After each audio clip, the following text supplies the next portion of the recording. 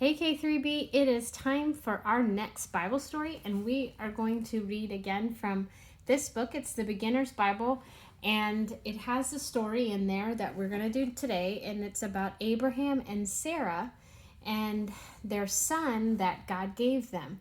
After many years, they were praying and praying and praying, God, please give us a son, or give us a child, and God answered their prayer. God had promised Abraham that he would make him the father of many nations. That means God will give you kids.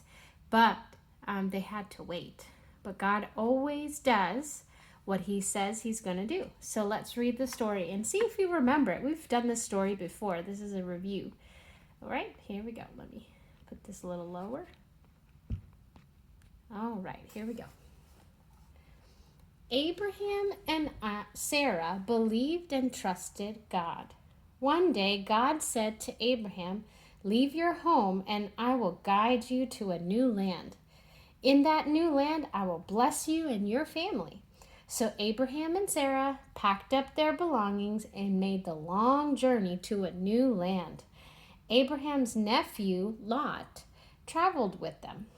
God guided them to a new land called Canaan. Abraham's helpers and Lot's helpers began to argue.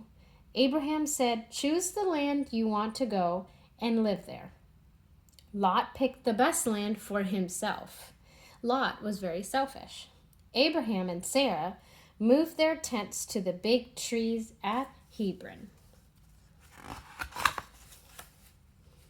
One hot afternoon, Abraham saw 3 men coming towards his tent. He called out to them, "Welcome, visitors. Come, rest and eat by my tent." Abraham ran inside the tent and said, "Sarah, we have visitors." Right away, Sarah began to bake bread for them to eat. Abraham brought cool milk for them to drink. When the food was ready, Abraham and the 3 men rested under a tree next to the tent. "Where is your wife?" the visitors asked. Abraham told them, "My wife is inside the tent." Then one of the visitors said something unusual. "Soon, Sarah will have a baby boy." Sarah was listening inside the tent. When she heard that, she started laughing to herself. She knew she was too old to have a baby. She was over 90 years old. Why would this stranger say such a thing? So you see the strangers and you see Abraham listening? Let's see what happens next. The visitor spoke again. He asked Sarah, "Why did you laugh? Is there anything that God cannot do?" Sarah was so embarrassed. She did not meant for anyone to hear her. She was afraid and said, "I did not laugh." But the visitor said, "Yes, you did." When Abraham heard the visitors say these things, he knew it was God speaking to them. And before the year was over, Sarah had a baby boy. She remembered how she had laughed when God told her they would have a baby. Everyone was surprised that God had given Sarah a child. Abraham and Sarah were very happy.